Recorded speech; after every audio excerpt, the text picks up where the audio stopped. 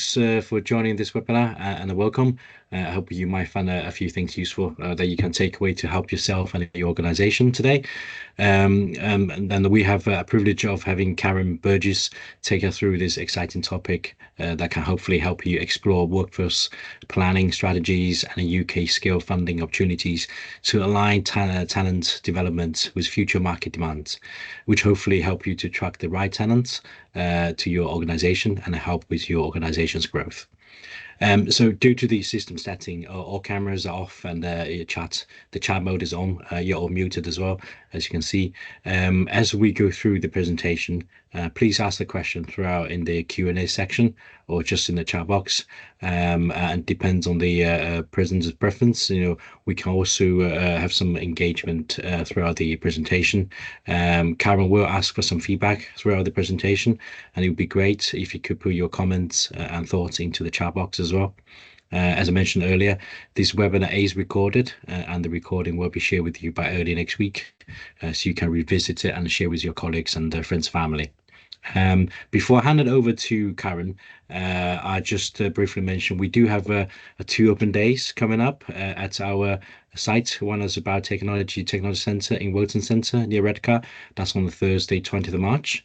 Another one's at Biologics Technology Centre at Darlington on Tuesday, 25th of March. And then I mentioned this again towards the end of the presentation, just to remind you the dates and etc. some more further detail. So yeah, this is everything from my end. I'll hand over to you, Karen. Thank you very much, Raja. As Raja says, my name is Karen Burgess and I'm a Learning and Development Specialist, and it's a pleasure to welcome you onto this webinar this afternoon. I work within the people team at CPI, and my role has 2 focuses. So half my role is about our internal workforce development. I've got a specialism in early careers and future workforce planning. And then the other part of my role is looking externally in terms of skills. CPI are acutely aware that the innovations that we helped bring to market are likely to be disruptive in terms of skills landscape.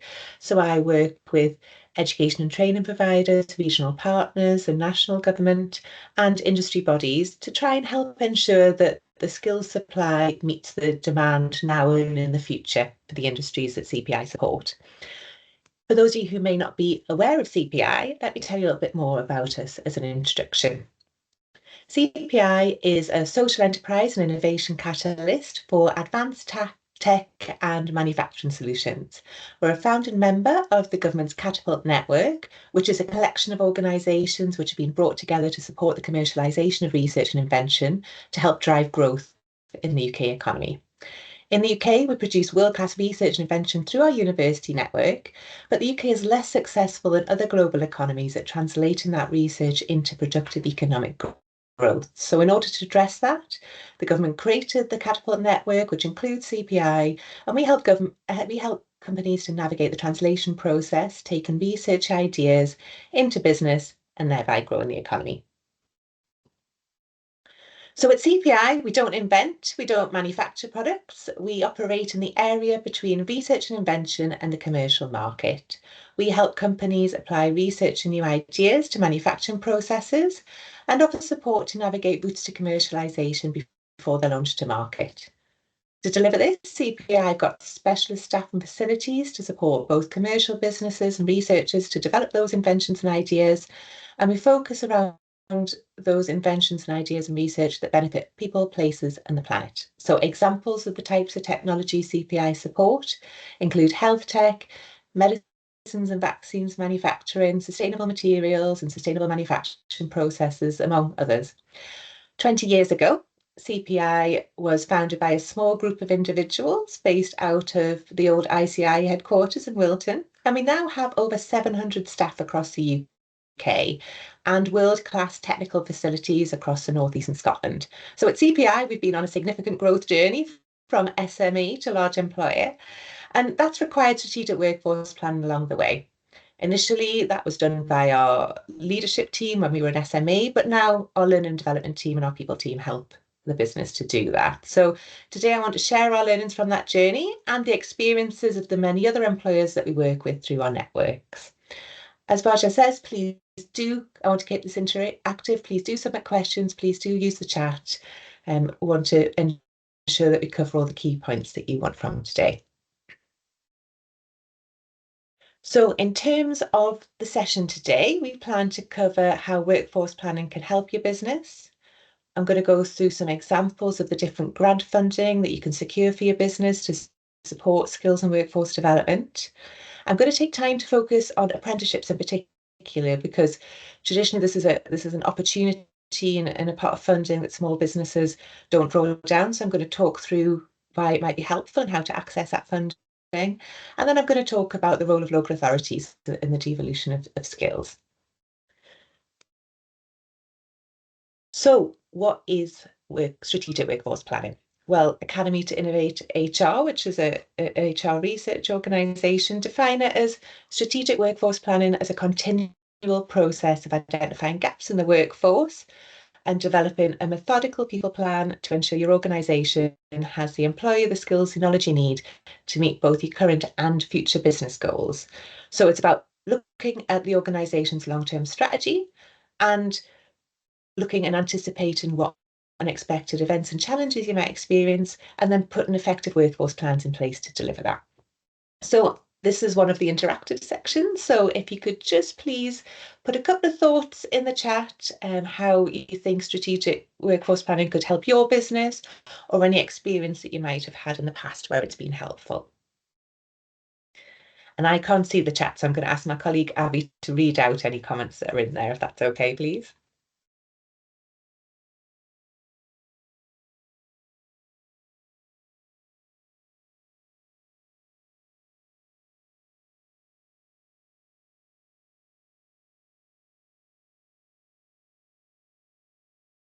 So I've got a great, bit of a thank you. comment, Karen. So how I've used it within my team, because I look after a collection of 6 individuals, is to align them to the business need and produce pockets of specialisms, because it allows me to do workforce planning more effectively, so I can see what the requirement is of the business and that skills arena, but then also make sure that I've got the right people with the right skills in the right place.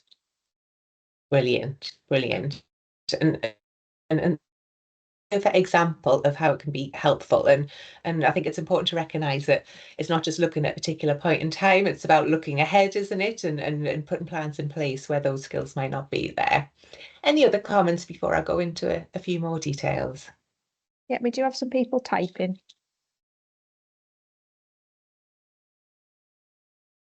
So we've had bridge skill gaps, enhance productivity and innovation. Brilliant. Great. And we've got, we have used it here sure whilst going through a site closure to ensure people still receive development while meeting the demands of the business. That's an excellent example.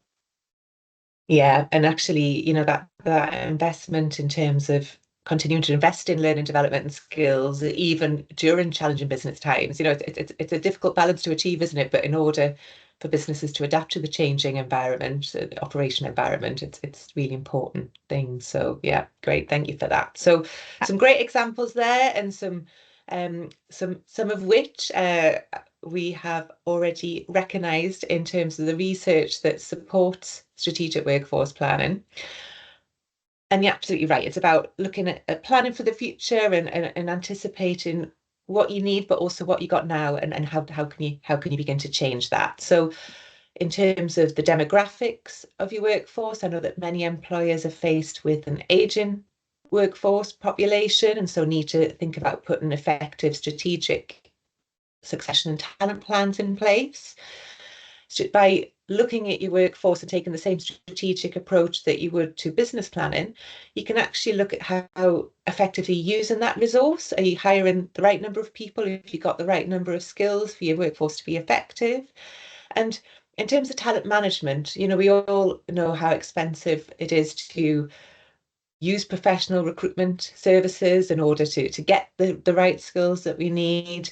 We invest a lot in our staff and want to retain them to get that return on investment. So by looking at your workforce and putting progression plans in place and development plans in place, you can help to retain that talent and help them to grow and thrive within your organisation to continue to contribute to your business goals.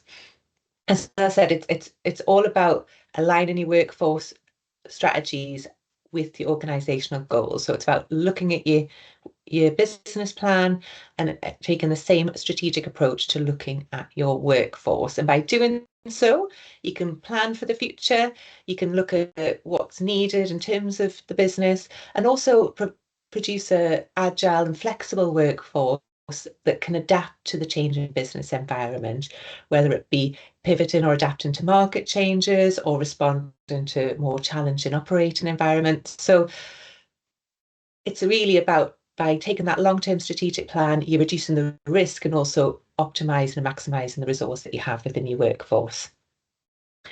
And there are several different models that you can use for strategic workforce planning, and there's links to these in later slides.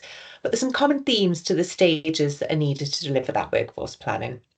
As I said, it's about looking first at your organization's strategy and your business plan and priorities. And that is always your starting point.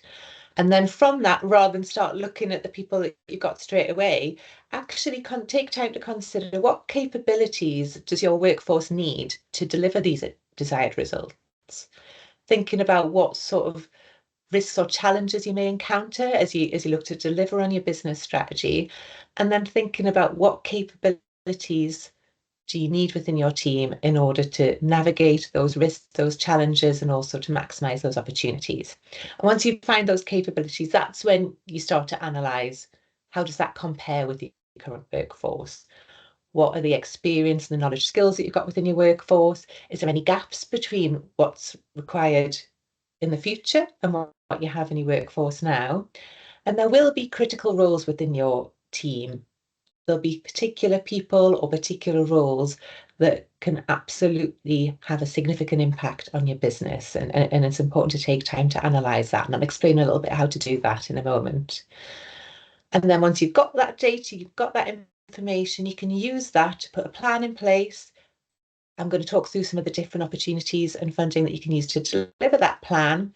And it is a cyclical process. It's about putting your plan in place, analysing, looking at the impact of the interventions that you've made and whether they've had the impact you want, and ensuring that your workforce remains agile. And the CIPD, which is the People Professionals body in the UK, have put together a helpful checklist so that anyone, even someone who's not a learning development professional or a people professional, can actually use this structured, systematic approach to look at their workforce to help deliver their business needs. So you can see there, it's about looking at the external factors. They might be political, and we've seen some significant impact from an employer's perspective in terms of the recent political changes, the challenges in terms of the increased costs and operating environment, or it might be looking at actually the supply of the skills that you need with externally and whether or not you can draw on that. And then thinking about your current situation. And once you've got that information and you know what your critical roles are and what you're wanting to achieve, you can then put your plan in place to work out what should we continue doing, what's working well, what sort of things do we need to look at starting doing, and what would you like to stop, what's no longer effective. And CIPD uses term the 7Bs, and I'm going to explain to what those are in a moment. And the good news is there's lots of support available through education training providers, the Combined Authority, and different stakeholders across your networks that can help you deliver on your plan. And again, I'm going to talk through that in a moment. There's a reference there to that checklist and further information on that approach for anyone who would like to find out more. So, as I said, to take a longer term strategic approach to talent, you need to identify which are the critical strategic roles that will disproportionately drive value for your business in the future. So this includes a thorough analysis of such roles and what makes people successful in them, what are the qualifications they've got, what is the knowledge, skills, attribute and experience they've got that makes that person successful or makes that role critical to the success of your business. And you can identify which these critical roles are by analysing their impact and the ability to deliver your strategic goals by asking 3 key questions. So going back to that business strategy, which roles are going to be critical to delivering your business strategy? which roles within your team deliver our current competitive advantage, and then looking ahead, what do we need? What roles will we need to deliver our future competitive advantage? And looking at these different roles, why they're critical, it's important to consider any additional demographic challenges or external scarcity of resource. So again, there's some key questions that we would recommend that you consider. So what is the role? Is this role unique to your organisation? How is it involved in strategy development? How senior is that role? What level of experience do you need for that role? Why is this role critical? Is there only one person who can perform that role within your organisation? I know, having worked in SMEs myself, that's often the case. Do they have specialised knowledge that's hard to replace? If they left, how would you address that gap within your workforce? Then looking at your current workforce demographic, is there other people in the team that could be upskilled to develop that skill set and provide that support for that role and that succession plan for that role? And then, as I said, it's important to consider that external view. Is this role rare in the marketplace and difficult to hire for? I know that many of the employers I speak with in the industries that CPI support, it's roles such as data science, roles in data science skills, quality, understand the regulatory environment. These are the roles that if someone in your team that has these skills leaves, it's going to be difficult to recruit. So retention of that talent and development of a pipeline of that talent internally or by bringing in new people that you can train into those roles is an important approach to take, because you're not just going to be able to hire someone tomorrow to fill those roles. So that's an example of how you might look at identifying those critical roles. So we've looked at our business plan, we've worked out what our workforce needs, we've then started to look at where the gaps might be and which roles are critical to success. So now it's time to look at what are the options available to you in terms of action planning. So during action planning, again, it's that consideration for labour market pressures, that supply of talent and competition for skills and the resource that you have available. And CIPD, the people professionals, highlight the choices that need to be made in order to balance resource with demand. And increasingly, technology options are available to either add capacity or capability. So when we look at automation, look at use of AI, it's not about replacing people with the bots. It's about looking at the technology solutions that you can buy in, that you can integrate within your procedures, your systems, your processes, to help alleviate some of those perhaps lower level admin tasks that are taking up a lot of your skilled people's time, so that they can use those skills to better contribute to the success of business. So it's that balance between the budget and resource that you have, what your organisation needs, and looking at technology solutions that help you to do that. So they form 2 of the 7 Bs that I referred to before. The other 5 talent management levers that CIPD highlight are buy, build, borrow, bind, and ban. So let me explain a little bit about what that means. So in terms of buy, I think that speaks for itself. It's about looking externally, buying in the skills that you need. Is that through going to a recruitment agent to bring in an experienced, skilled person that you need? Or actually, is it about looking perhaps at entry schemes or graduate programs or internships or apprenticeships that can help you get the talent that you need? Maybe it's not immediately, but over a period of time designed to meet the needs of your business. In terms of build, that's when we're looking at our internal talent. So are we investing in learning and development? Have we got effective career progression and career pathways in place? What does our succession planning look like? Have we identified who our high potential talent is, and are we investing in those? And this is the point where I think it's important to highlight the organisation's culture and diversity.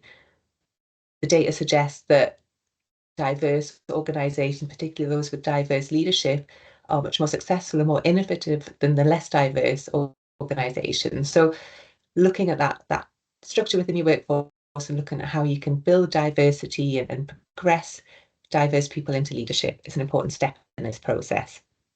In terms of borrow, that would be your contracts, staff, secondments, short-term labour, seasonal temps, about looking perhaps if there's a short-term project or a short-term capability build that's needed. That's where you would use those type of approaches.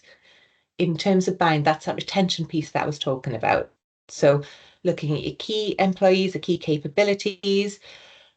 Are you offering competitive salary and reward scheme?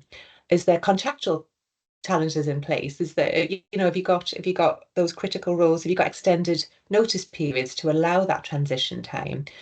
Are you actually going to outsource services and use professional services organisations? Or do you need to start thinking about other ways to retain that talent and continue to keep that loyalty from the staff that you've got? And finally, bounce. So that's about looking at effective performance management, using levers to explore how good a match the skills and the experience people have to perform in their roles, or about looking at redeployment or secondments. And it was great to see that mentioned as a benefit of strategic workforce planning in the chat earlier. So those are the 7 Bs that form the basis of your action plan in terms of strategic work. And as I said, there's further information on the CIPD website to give you a bit more context behind that. So this is the point where I'm going to pause for questions and just ask Abby if there's anything that's come through in the chat or the Q&A session that you want me to pick up. Hello, Karen. Yes, absolutely. So we've had some really good chats going on at the moment and quite a bit of conversation.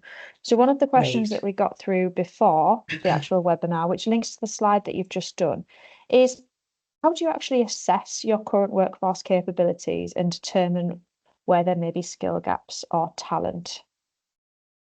Yeah, and that's a really good question. It's a journey that we've been on in the CPI. So there's different ways that you can do that. You can look at you can conduct a skills audit. So looking at perhaps using a competency framework to assess the skills and the capabilities that are needed for particular roles in order for the team to be effective, and then getting people to self-assess against that and using your line managers or small business assessing yourself that skills audit and looking at the experience that people have. You could look at performance data and benchmark that against industry standards, and that can help you highlight areas where employees might be underperforming or where further development is needed. That employee feedback is really rich. Often it's easy to define a person's skills and capabilities by the role that they're doing, whereas obviously many people come to our workforce with a breadth of experience and they have skills that aren't currently being utilised in their roles. So one-to-one interviews, surveys, focus groups, depending on the size of your workforce, those can be helpful tools.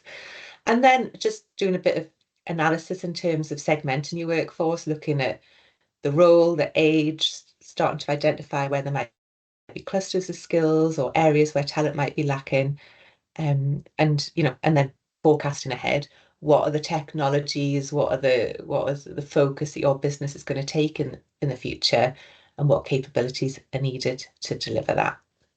Thank you. Does that answer the question? Yes, I think so. And then we've also had a few comments, so general comments. So Tilly's written about how AI is not only being found to be cost effective, but much more valuable to an employee's learning experience, and that it can actually be quite exciting and rewarding for employees. And then we've also had another pre-webinar question, which is about how can diversity and inclusion be incorporated into the workforce planning process to ensure a balanced, future-ready workforce? Great question. So first of all, let me pick up on Tilly's point, because you make a really good point there in terms of AI.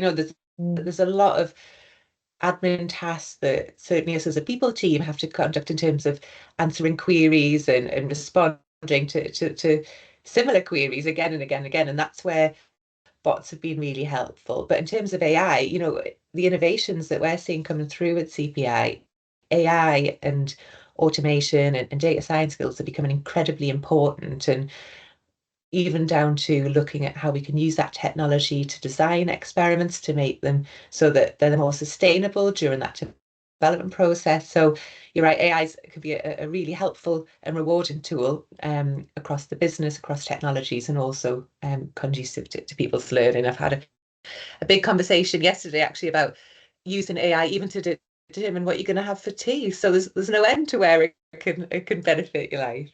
But that question about the diversity inclusion, I think, is really, really important. So it should be a core component of any strategic workforce planning process. You know, as people who work in the innovation sector, we can see history is littered with examples of where a lack of diversity of perspective, a lack of diversity of thought have led to a lack of development in scientific thinking, a lack of innovation. We've seen businesses lose market share and become less successful because they haven't got that diversity perspective. And I think it's about looking across the whole employee life cycle. So looking first of all at your hiring practices, looking at, is there, you know, in terms of recruitment, are there any potential barriers within your recruitment practices? Could you collect data at different stages of that to see, you know, at application stage, at shortlisting stage, interview, at job offer stage? Across all of those, are you seeing any change in the diversity of the candidates? Are you unintentionally weeding out candidates with a particular demographic during that process? So data is a really helpful tool to allow you to do that, looking at your hiring practices. And actually, if you notice in the demographics of your workforce that there is a lack of diversity, do you need to start actually doing some intentional work to target those underrepresented groups in the hiring process? You looked at your job descriptions to make sure they're free from bias. And then it's that building a culture of inclusion through that effective leadership and that creating that culture of diversity, making sure employees feel valued and supported, and that can be around policies linked into work-life balance, mental health, and ensuring that there's equitable access to development opportunities within it, and certainly our experience is that competency frameworks can be a really helpful tool to allow that transparency around career progression and allow employees to transition into roles.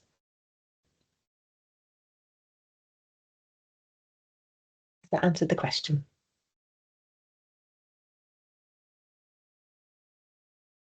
Any other questions at this point before I move on?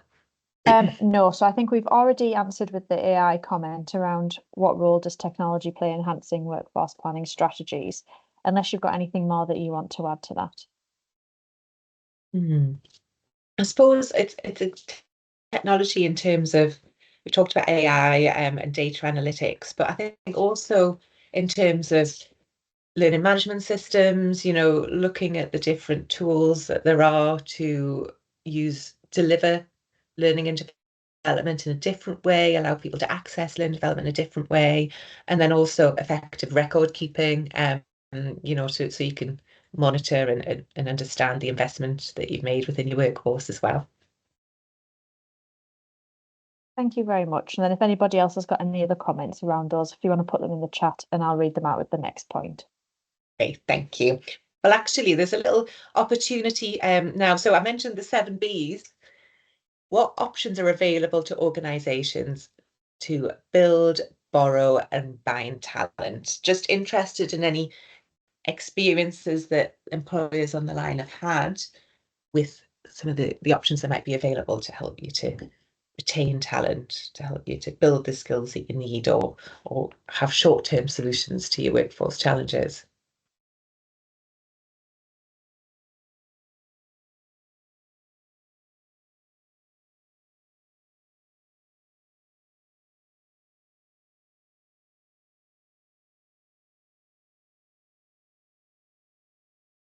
So the main got is apprenticeships. Yeah, great. I'll be mentioning apprenticeships in a moment, but welcome some shared apprenticeships and, you know, opportunities and challenges that other employers have encountered in this field. Anything else? Oh, we've got secondment opportunities. Great. And those secondment opportunities, you know, in my experience, they can be internal secondments, but there's also often opportunities for external secondments as well.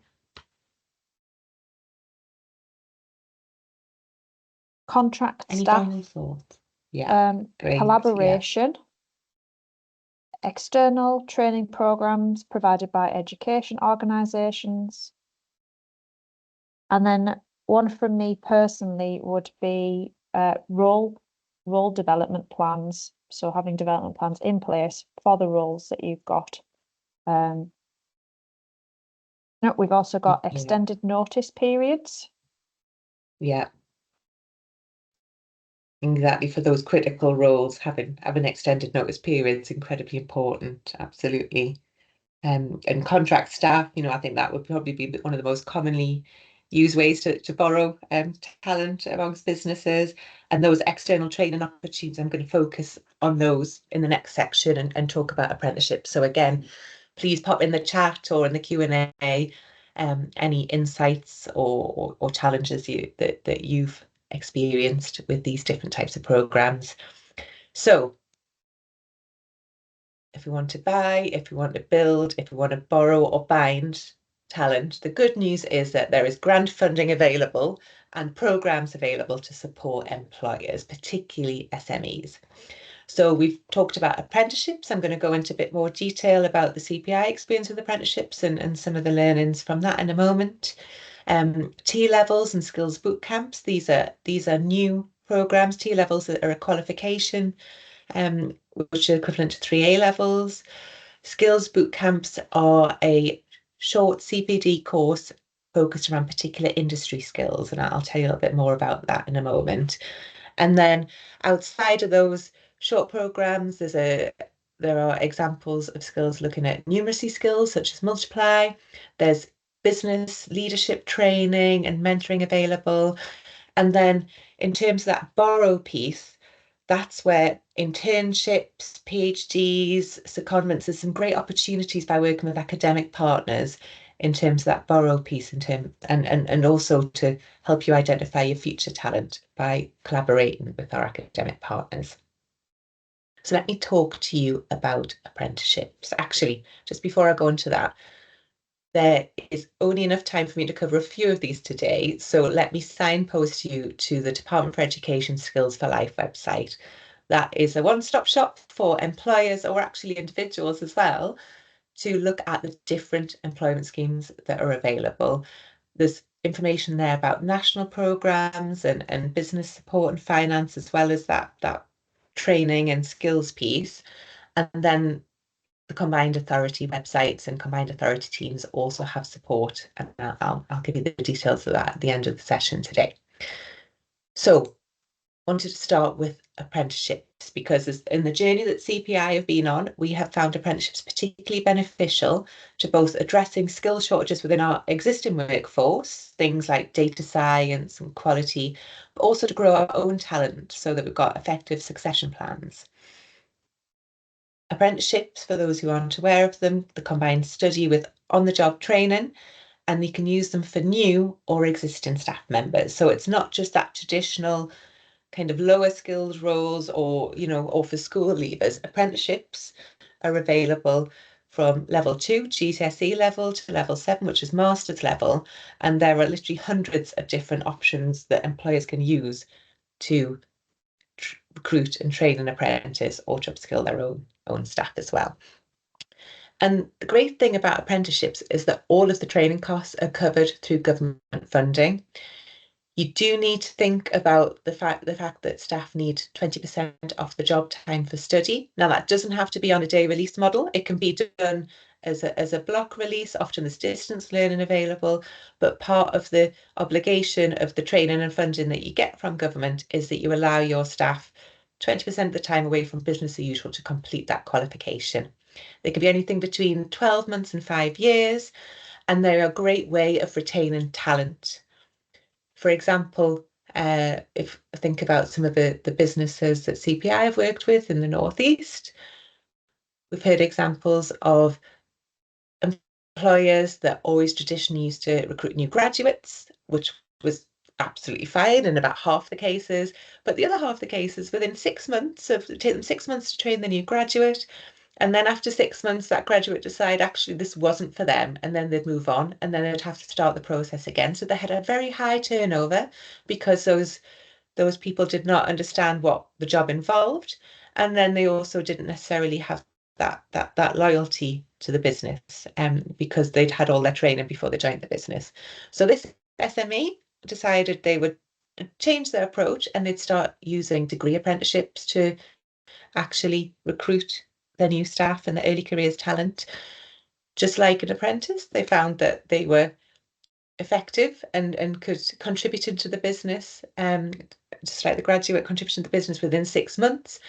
But they were on a 3-year lab scientist degree program, so they were able to retain that talent over the course of the training course, and actually in that time the staff became so invested in the business that many of them stayed beyond that. So a great way of retaining talent as well as building your future talent. And in terms of that investment in existing staff members, you can deal with those skills that you can't buy in, that aren't available in the marketplace, by training up your own staff. And again, by investing in those staff, you're retaining them with the business as well. As an employer, I would recommend looking at the government apprenticeship sites, because there's lots of really helpful information on there. Currently, all 600 apprenticeship standards available in England are hosted on the Institute for Apprenticeships and Technical Education website. That will become Skills England shortly, but the information is likely to stay the same. For those of you who are based in Scotland, Skills Development Scotland is the place to look for the Scottish apprenticeship frameworks. And that's a great breakdown in terms of what does each apprenticeship entail, what are the knowledge, skills and behaviours that that individual will gain and therefore can bring to your business. So you can identify which is suitable for you. And because there's so many, they've structured the information by industry, which is really helpful. So, for example, if you're an engineer and manufacturing business, you can go into the occupational map for apprenticeships relevant to education and manufacturing, and then you can actually look at what's available to train your staff at level 3, so that kind of post-16 learning, traditionally that post-GCSE learning or BTEC learning, or what might be available at a master's level, level 7. And it's useful also from an apprentice's journey, because they can see how they can transition, because many of the apprentices at CPI Recruit, for example, then go on to do a second apprenticeship at a higher level. So there's a really great career progression pathway mapped out for them there. The government apprenticeship site also offers a free recruitment service. So you can post your vacancy for free there. All the schools and colleges that we work with, that's where they'll direct their students to look. It's also, anyone conducting a Google search will find that website, and all the vacancies are there. They can sort by area, they can sort by level, they can sort by geography, by the subject and the industry. And there's a good function on there where actually it can do some of the initial selection. So there's some critical questions that you can use to filter the number of candidates that end up being shortlisted. So you don't have to look through every single application. And you can identify which training and education and training providers are available, either that offer a national programme or work with partners at a regional level. And those providers can help you navigate the process. And those providers often can support with recruitment and offer assessment centre days or support with shortlisting. So in terms of apprenticeship funding, there's it's a really rich opportunity for employers. You're getting training of your staff for free. It allows you to reduce the costs associated traditionally with recruitment, allows you to bring in new skills and address those critical skills gaps in your organisation, and allows you to bind that talent, so maintain that retention. And there's all that support that's available, both online and through the education and training providers that deliver apprenticeships to allow you to do that. So that's an example of a qualification and funding for qualification that employers can access. Now I just want to look at some examples of the CPD courses, because a long qualification might not be suitable in a lot of cases. Skills bootcamps are a new example, well, relatively new example brought in by the last government a few years ago. And they were brought about to provide flexible short training courses to address particular skills shortages in the economy. It's looking at adult learners, and it's about their 16-week courses traditionally, or 60 guided learning hours, depending on how that's delivered. And they're focused on either people who are unemployed and want to get back into the workplace, people who are working and already have a job but want to transition into a new industry but haven't got the industry relevant qualification or technical skills to allow them to do that, or to actually allow companies to access funding for training to upskill their staff in order to bridge that gap between what they need for their business to grow or what they need to secure new contracts if available. So some examples of where this has been used across industries. I know that in the construction business, there's a skills bootcamps being set up in order to support those who fit gas boilers to get the skills that they need to fit heat pumps and other sustainable energy solutions for domestic housing. I know that it's been used in the offshore wind business, either to help people achieve the specialist welding tickets that they need or the offshore safety certificates they need. So these are traditionally expensive courses that people working in industry need, and those outside of the industry can struggle to get, and therefore it's a barrier for them to make that transition. And you can see there at a national level, Skills Bootcamps funding is available for digital skills, technical skills, green skills, those areas that have real shortages in terms of health and social care, logistics. But also at a regional level, the combined authorities each have their own part of skills bootcamp funding that they've used to address skills gap within the local economy. So there might be skills bootcamps in the region, and certainly there are within Tees Valley, where you can access funding in order to upskill your staff or to actually access a talent pool that you can't currently access, because all the providers of skills bootcamps offer an opportunity for a recruitment event at the end of it. So again, you don't have to pay recruitment fees. You can go and access a group of people who are motivated to work in your industry, have developed industry relevant qualifications and skills, and you've got that talent pool waiting there to help you with your recruitment. So that's one example of the type of short course funding that's available to businesses. There are other more general business training that's available. So as I mentioned, there's funding around numeracy skills, but there's also things around basic and essential digital skills, things around literacy. There's a lot of support available thinking about our small business community to help them to develop their skills as their business grows. So looking at navigating business planning and setting up the business, to actually looking at that stage where perhaps you might have secured funding, your business needs to grow. Do you need to boost your leadership skills because you now have to manage a team? There's support available, again, through the information's all on the government website, but the support available across the UK to allow you to do that. And you can access the information either online, through online courses, or actually through one-to-one support teams that are available. Okay, so I've gone into a lot of detail there. So now I'm gonna pause again and see what questions you might have about that, or perhaps some of the things that I mentioned at the beginning.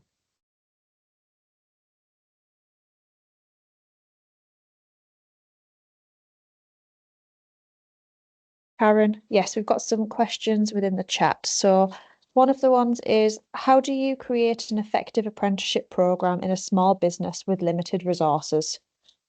Yes, that's a very good question, because not everyone's lucky enough to have an L&D team like we have at CBI. I would say use the support that's out there. The apprenticeship and training providers are experts at supporting employers that have never worked in apprenticeships before to navigate the process. They'll help you understand how to set up, to draw down the funding. They'll help you determine which apprenticeship standard is best for your needs. As I said, they'll help with recruitment, and also at that regional level, there's support through the Tees Valley Combined Authority business growth teams, or whichever region you're in, there'll be business growth teams that can support you with that. So yeah, use the help that's out there. Don't try and do it by yourself. Thank you. Another question we've had is, can you just give a bit more information about what a T-level is, please? Yes, because they're a new course.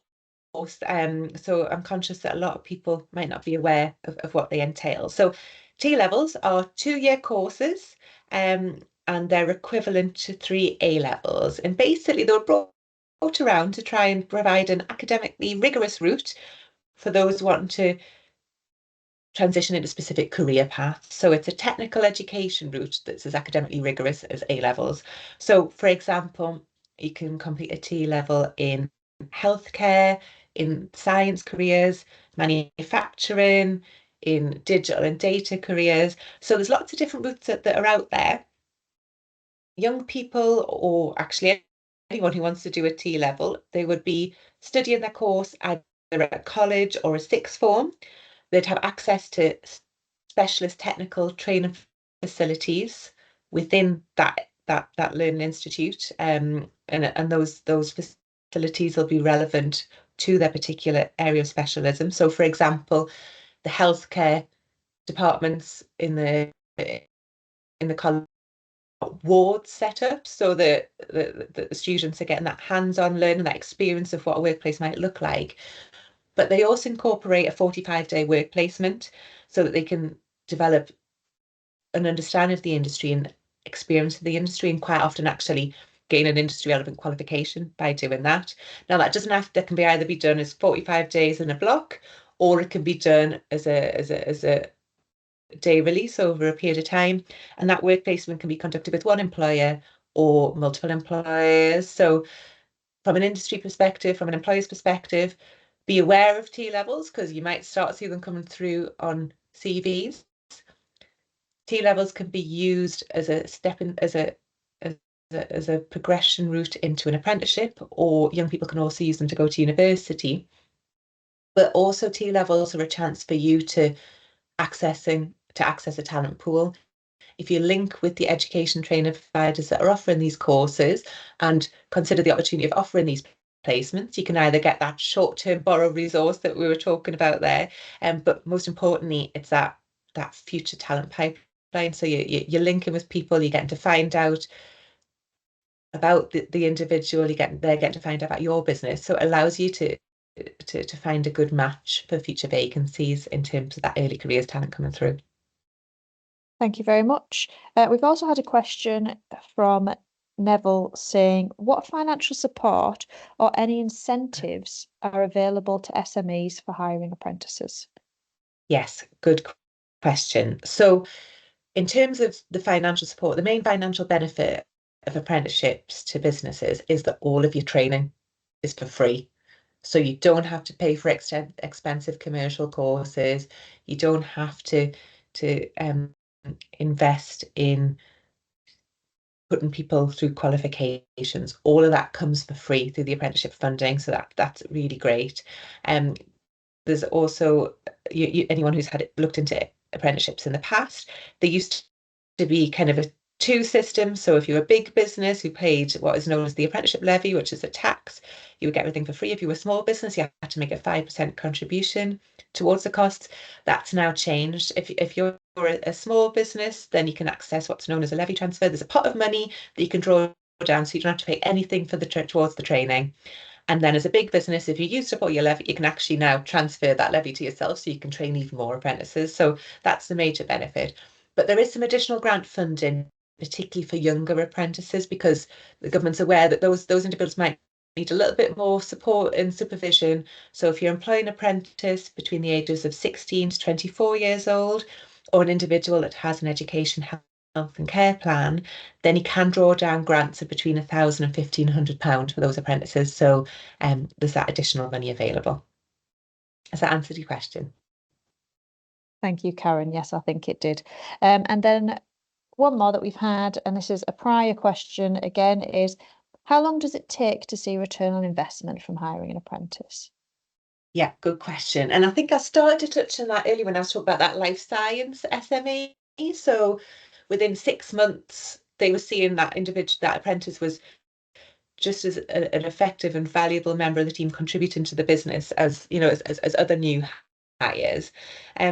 But from a CPI perspective, let me share an example of what we had. So we basically couldn't recruit the process technicians with the right skills that we needed for our business. You know, we tried recruiting people who had experience from other industries, but skills didn't translate to the bioengineering environment that we work within. So that's why we decided, first of all, to invest in apprenticeships, and we started that was the first area of the business where we looked at apprenticeships.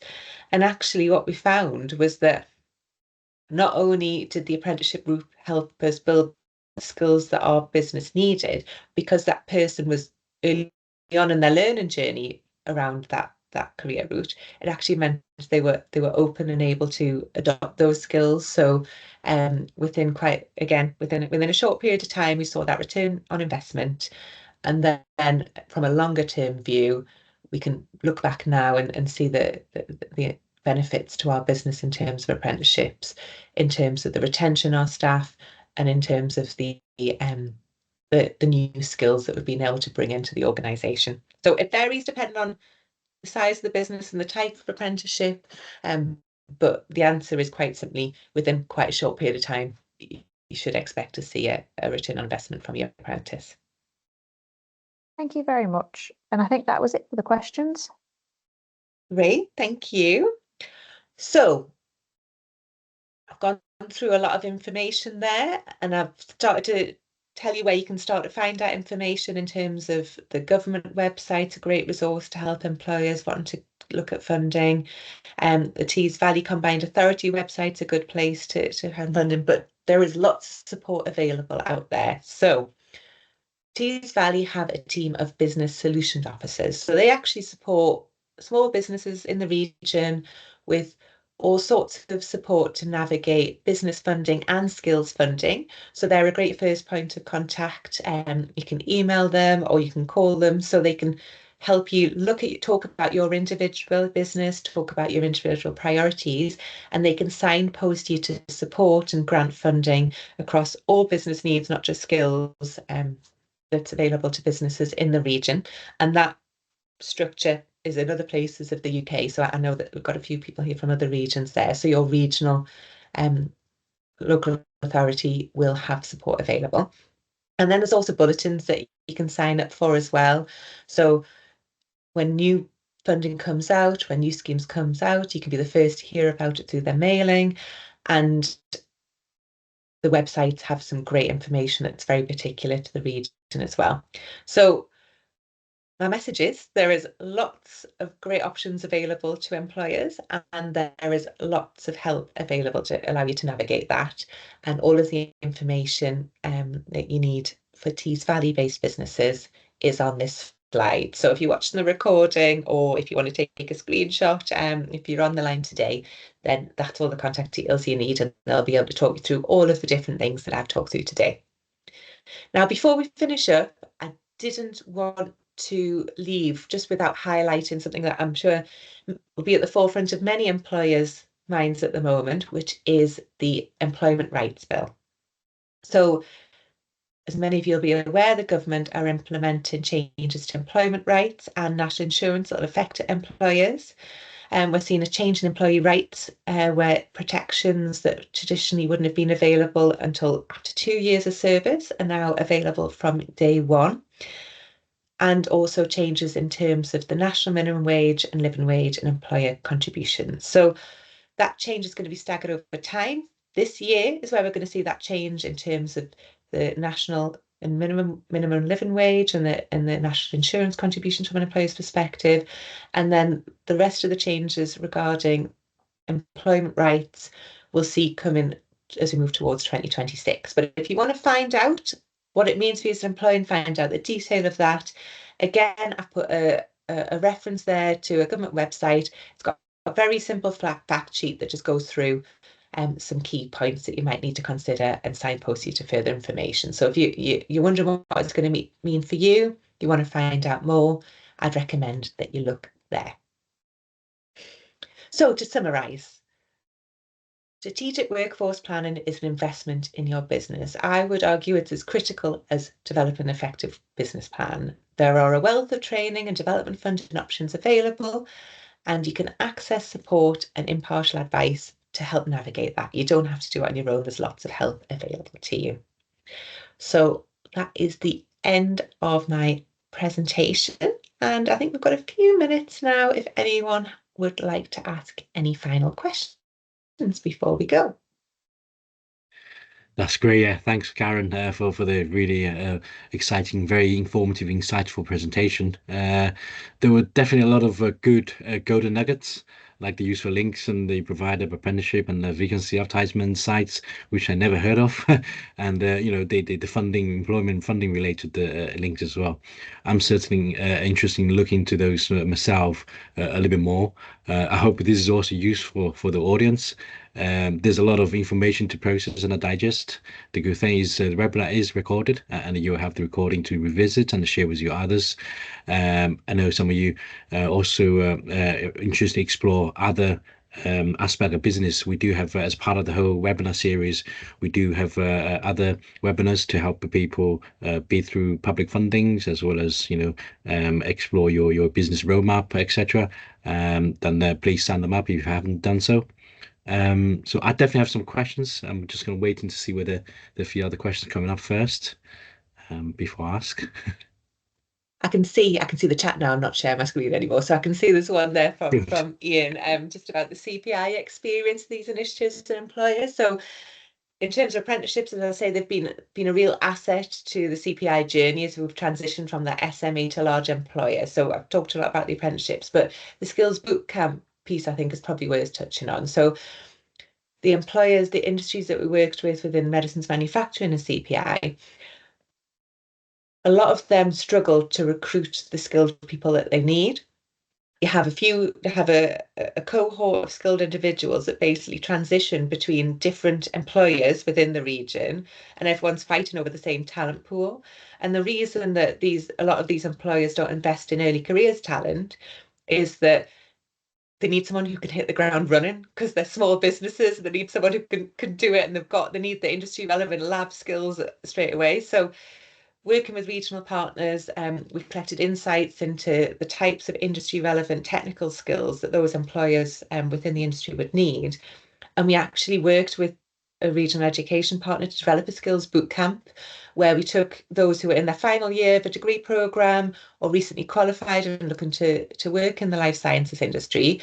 And we helped to shape a curriculum where they would learn about good manufacturing practice, understanding of lab quality systems. So real industry specific things you would usually only learn once you got into the workplace. And that helped to bridge that gap between those newly qualified people and the skills that these employers needed. And we saw very good employment rates from the learners from that skills bootcamp as they transitioned into roles within industry. So that's another different experience that CPI have had, particularly around skills bootcamps.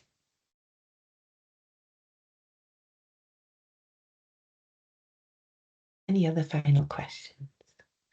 Well, we're waiting for others. I can ask Mike. Because due to the nature of my role, I support SMEs and come across a lot of startups who's either one-man team or they've got maybe few employees. I always come across they have the same common problem. When they're trying to expand, getting more new employees, and the business hasn't got the what do you call it, the profit, the revenue, it's big enough for them to cover full-time role. I can see you've already alluded to it, there's some support around it. I'm just wondering, for those type of organizations, how can they make the first step, getting the first full-time employee, what kind of support they can have to make that change and help the business? Yeah, that's a really good question.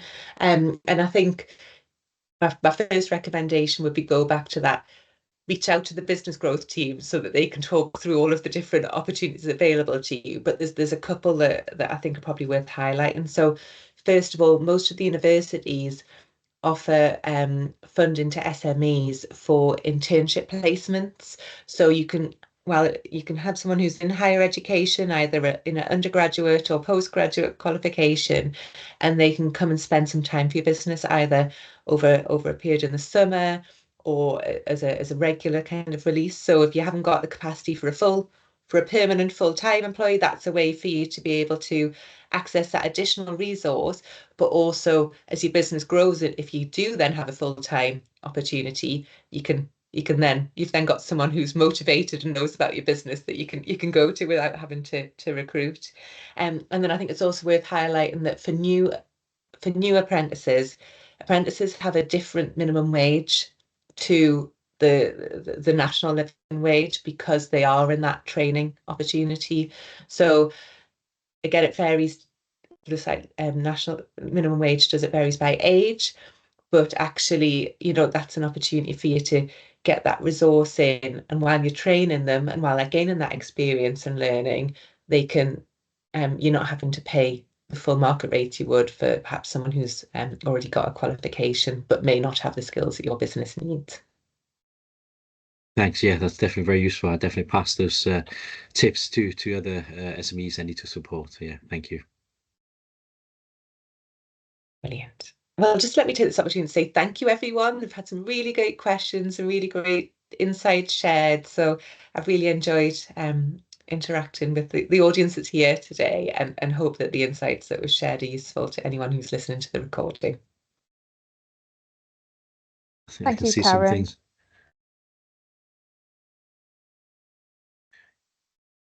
I also take the opportunity to just